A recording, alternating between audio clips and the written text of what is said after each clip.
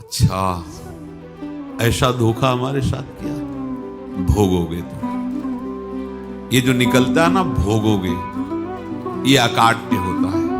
क्योंकि किसी का भी हृदय, मान लो किसी भी जीव जंतु को आप कष्ट दें और उसका हृदय आह भर जाए, तो वो आह वज्र की लेखे तुम्हें भोगना पड़ेगा। वो आह किसी की ना लेना जिंदगी। कोई ऐसा कोई आह भर करके कह दिया तुम समर्थ हो, हम तो कुछ कर नहीं सकते, वो अंदर से दुख फिर तुम्हारी सामर्थ्य काम नहीं करेगी, मिट्टी में मिला देगी। ऐसा नहीं कि आप जो कर रहे हैं कोई देख नहीं रहा, कोई हिसाब किताब नहीं, जो कर रहे हैं अवश्य में भोक्तव्यम, बहुत सावधान।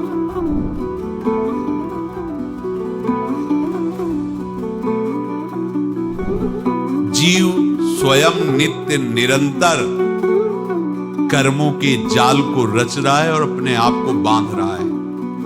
आपको मुक्त होना है, बंधना नहीं है। जीव का जन्म कर्मों के अनुबंध से होता है, कर्मों के बंधन से होता है, और उसको अपना ऋण चुकाना होता है। कर्मानुबंध ये बहुत सूक्ष्म विषय है।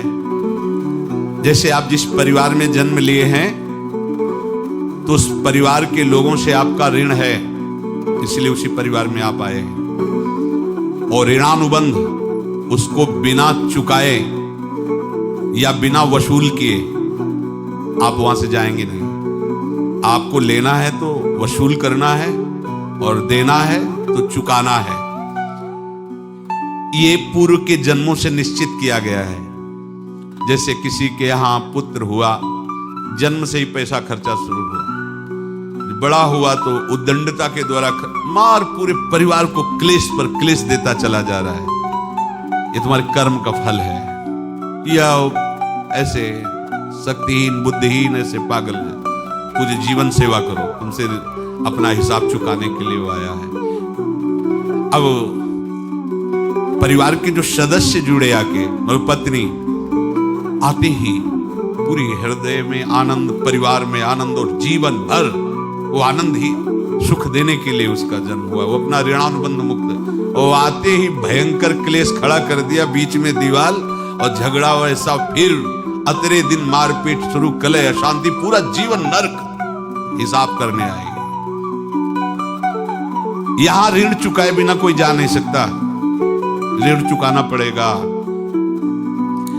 किसी का ऋण वसूल करना है तो किसी को ऋण चुकाना है, दोनों काम करने होते हैं। अनेक जन्मों में अनेक लोगों के साथ हमने जो बर्ताव किए हैं, अच्छे या बुरे, वो होंगे।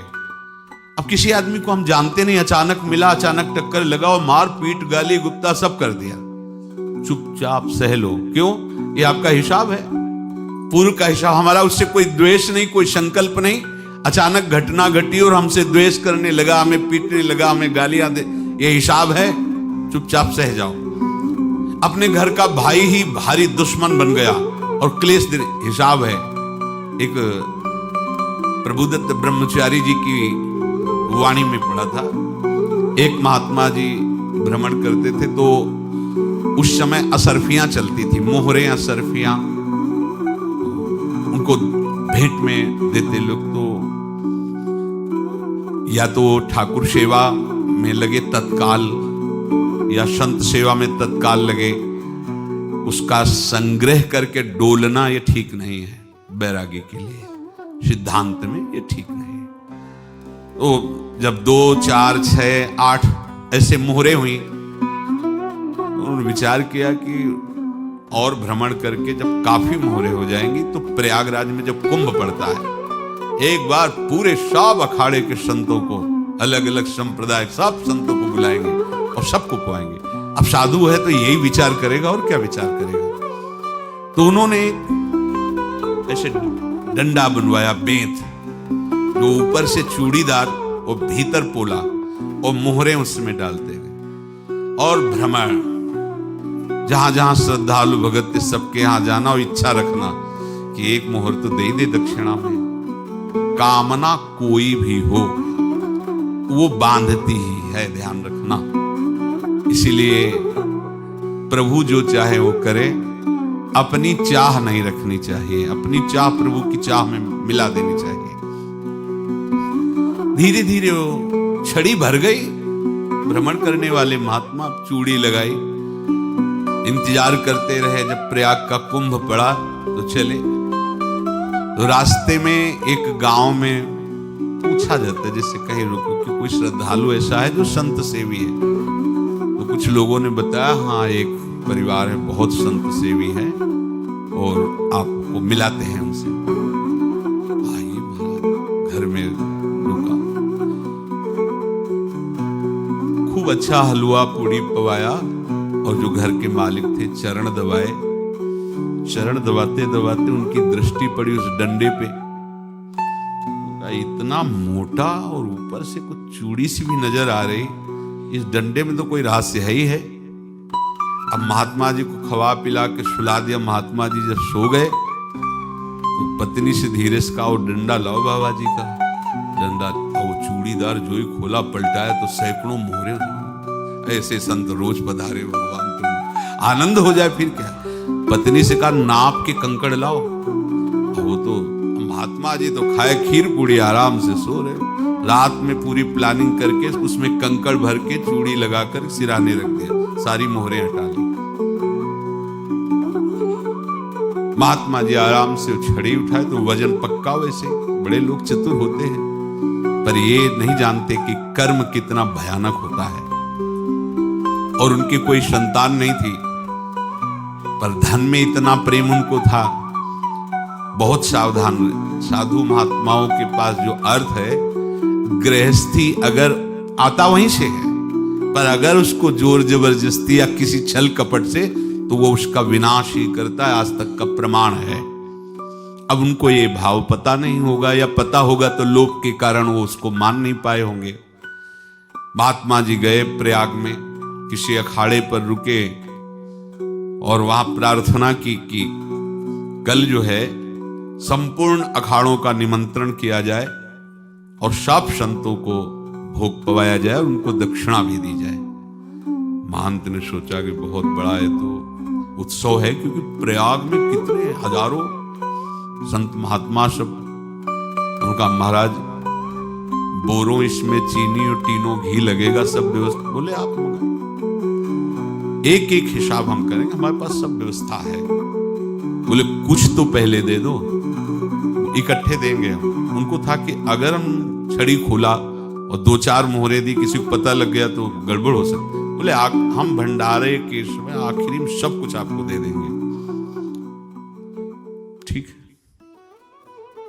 वो अपने पास से पैसे लगाकर खूब जितना सामग्री सब लाए लाखों की और सब संतों को निमंत्रण कर दिया। संत जन निमंत्रित हो गए, भंडारा बन रहा है। तब वहां के महंत है उनका देखो भंडारा भी बन रहा है, संतों को निमंत्रण। अब आप अर्थ की व्यवस्था कीजिए, क्योंकि इतनी बड़ी हमारी सामर्थ्य नहीं थी जितना हमने किसी तरह हमने व्यवस्था की। अब मुझे अर्थ चाहिए, तभी आगे की व्यवस्था बढ़ेगी। संतों को दक्षिणा देंगे और जिनसे अर्थ लिया उनको दे। देखो रसोई बन गई है सब। उनका छत में विश्वास नहीं तो ये अभी चूड़ी खोली।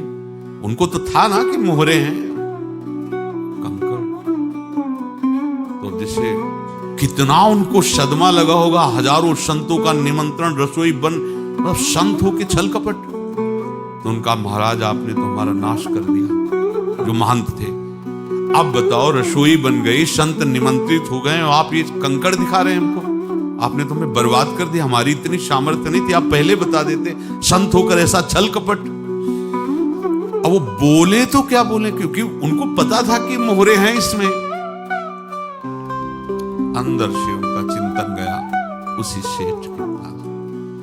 अच्छा ऐसा धोखा हमारे साथ किया, भोगोगे तुम। ये जो निकलता है ना भोगोगे, ये अकाट्य होता है। क्योंकि किसी का भी हृदय, मान लो किसी भी जीव जंतु को आप कष्ट दें और उसका हृदय आह भर जाए तो वो आह वज्र की लीक है, तुम्हें भोगना पड़ेगा। वो देखो भीष्म जी को भोगना पड़ेगा। सांप को ऐसे धनुष की नोक से उठाया और बंबूल के कांटों के ऊपर फेंक दिया। कई दिन तक शेदा हुआ, वो आह भर करके मरा। तो आपको 6 महीने बाणों की सैया पर आह किसी की ना लेना जिंदगी में। कोई ऐसा कोई आह भर करके कह दिया तुम समर्थ हो, हम तो कुछ कर नहीं सकते, और अंदर से दुखी, फिर तुम्हारी सामर्थ्य काम नहीं करेगी, मिट्टी में मिला देगी। फिर ये तो संत थे और भगवत आराधना के लिए, संत आराधना के लिए ही ऐसा किए हुए थे। अब इनका कैसे मुंह दिखाएं? अब क्या करें? सुबह संत जन आएंगे, सबके बीच में हमारी कि देखो इन्होंने, अब क्या करें? गए और संगम में जाके छलांग लगाई, अपने प्राण त्याग दिए। अब उनकी तो पास मोहरे थी और व्यापार बढ़ा, और 9-10 महीने बाद ही लड़का हुआ। अब तो उनको कि संत फलीभूत हो गया। देखो व्यापार चल रहा, लड़का नहीं होता था, लड़का भी हो गया। बड़ा आनंद छा रहा है। जब से वो प्रकट हुए और धन की वृद्धि शुरू हो गई, पढ़ाई लिखाई में उनके खर्चा हुआ सब, बस बीमारी शुरू हो गई उनके शरीर में। अब उसमें पैसा जाना शुरू हुआ। इतने आसक्त तो वो दोनों हो गए कि कुछ भी हो, व्यापार ठप, संपत्ति बेचना शुरू। तो उन्होंने कहा कि बेटा मैं क्या कर सकता हूं तुम्हारे लिए? बोले हमारी अंतिम इच्छा है प्रयाग चलो, और जितने प्रयाग में संत महात्मा सबको एक बार भंडारा करो, हमारी इच्छा अंतिम है, क्योंकि अंतिम यही इच्छा थी। बोले अब ज्यादा संपत्ति तो नहीं रह गई, तो बोले घर बेच दो, मेरे लिए ही तो है, बेच दो। मुझे लगता मैं बचूंगा नहीं, पर मेरी अंतिम इच्छा पूर्ण कर दो। घर बेच दिया, जेवर बेच दी। वहां गए, जब संत सेवा की तो बोले मुझे संगम तक ले चलो।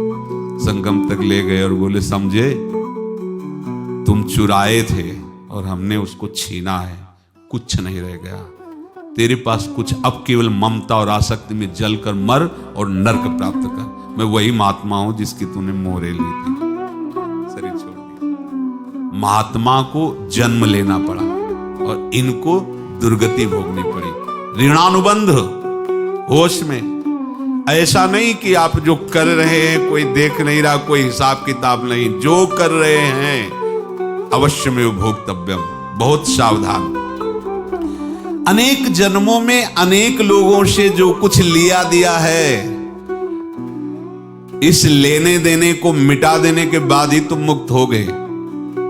इसीलिए एक उपाय है, लेना न देना मगन रहना। क्या? मालिक को समर्पित हो जाओ, मालिक को अपना माना हुआ समर्पित कर दो, खत्म। अहम त्वाम स्वरूपापेभ्यो मोक्षयिष्यामि, सब खत्म। आगे पीछे लेना देना सब खत्म। एकादश स्कंद में भगवान श्री कृष्णचंद्र जी ने कहा, जो मेरे चरणों का आश्रय लेकर भक्त मेरा भक्ति करता है, उसके पितृ ऋण, मातृ ऋण, देव ऋण, ऋषि ऋण, सब ऋणों से मैं मुक्त कर देता हूं। बस यही एक उपाय है जो इसके बंद करने का उपाय भक्तों के लिए है, वो यही है, भगवान की शरण में होकर अपना माना हुआ पूरा भगवान की अर्पित कर दो। अर्पित करने का तात्पर्य उसमें आम हटा दो। तदीयम वस्तु गोविंदम तुभ्यमेव समर्पये। जिनसे तुमने सेवा करवाई है उनकी सेवा करनी पड़ेगी, जिनसे तुमने जो कुछ लिया है उनको देना पड़ेगा। ये लेने देने का व्यापार जब तक समाप्त नहीं होगा तब तक तुम्हारा जन्म मरण चलता रहेगा। अब आपको यहां समझना है, यदि आपसे किसी ने पैसे लिए बेईमानी करके नहीं दे रहा है तो आप उसको गाली मत दीजिए, आपने बेईमानी की थी इसलिए आपकी बेईमानी हुई है, ले गया, कोई बात नहीं है, बंधन से मुक्त हुए, जो बोझा था चला गया। उसको ऐसा ना देखे कि ये बेईमान हमारे रुपए मार लिए, अब जो कुछ होगा देखेंगे। अगर आप आगे नया कुछ करते हैं तो फिर आगे का हिसाब आपको भोगना पड़ेगा, ध्यान रखना। ऐसा नहीं है कि आपको भोगना नहीं पड़ेगा। एक ही उपाय है कि अब जो शरीर धारण किए इसी में जो भोग ले, आगे ना होना चाहिए। तो क्या करें? सर्वतो भावेन भगवान की शरण ले ले। ये तो सर्वाणि कर्माणि मयि सन्न्यस्य मत्पराः अनन्येनैव योगेन माम ध्यायन्तु उपासते तेषामहं समुद्धर्ता मृत्यु संसार से। ये बड़ा कठिन है पार होना, कोई छोटी मोटी बात है। एक महात्मा बाल्यावस्था से भजन करते थे, शालिग्राम भगवान पास रखते थे और उन्हीं की आराधना करके बस पाठ, नाम, जप और भ्रमण करते थे। यौवन अवस्था थी। गंगा जी के किनारे अपने ठाकुर को विराजमान करके स्नान करने के लिए कपड़ा ही उतार रहे थे कि 90 लोग आ गए, भाला तलवार सब ले, मारो मारो इसको मारो, घेर लिया। तो उन्होंने हाथ जोड़कर कहा, हमने क्या अपराध किया, कोई सुन ही नहीं रहा। तो उन्होंने कहा, मार तो डालोगे ही आप 90 लोग, हम कोई अस्त्र शस्त्र तो लिए नहीं, एक बार हमें गंगा में डुबकी लगा देने दो और अपने ठाकुर को स्नान करा देने दो, फिर इसके बाद आप मार देना। भगवत इच्छा से वो लोग रुक गए, स्नान किया और अंदर से प्रार्थना की, प्रभु ये क्या लीला है, आपके सिवा मेरा कोई है नहीं और ये मुझे मारना चाहते हैं। तो भगवान ने, जानते हो क्या कहा उनके अंतर में, तुम मेरे में ध्यानस्थ हो करके शरीर को छोड़ो, ये लोग मारेंगे। ये मेरे भजन का फल है कि तुम्हें 90 जन्म नहीं लेना पड़ेगा, एक ही जन्म में 90 मिलके, तुमने 90 हिंसा की थी पूर्व में, तो तुम्हें 90 बार जन्म लेना होता और एक एक करके मारते। ये मेरे भजन का प्रताप है कि एक बार में ही 90 का हिसाब हो जाएगा। तुम आंख मूंदो, मेरे ध्यान में मगन रहो, मेरे प्रताप से तुम्हें कोई चोट नहीं होगी और स्वाभाविक मूर्छावस्था में प्राण तुम्हारे छूट जाए। ऐसा ही हुआ, ऐसा हुआ। तो ये बात समझ लो कि ये जो कर्मानुबंध है, ऋणानुबंध है। अब देखो, अगर शाप महात्माओं ने दिया कि तुम्हारे वंश का इससे विनाश होगा, तो भगवान भी परम धाम जा रहे तो उसी कील से, बाण की नोक में जो मछली लील गई थी, छोटा कण, उसी से की नोक बनाई और उसी नोक प्रहार किया। भगवान के श्री चरण में वही बाण की नोक लगी और भगवान का स्वीकार किया। भगवान का बड़ा लीला विचित्र है। अगर छुप करके उधर रामावतार में बात, तो इधर स्वीकार किया है भगवान ने। ऐसा कहीं नहीं दिखाया कि मैं भगवान हूं तो मैं अपने लिए, ऐसा नहीं दिखाया। नारद जी का हित किया पर नारद जी ने श्राप दिया तो भगवान ने स्वीकार किया।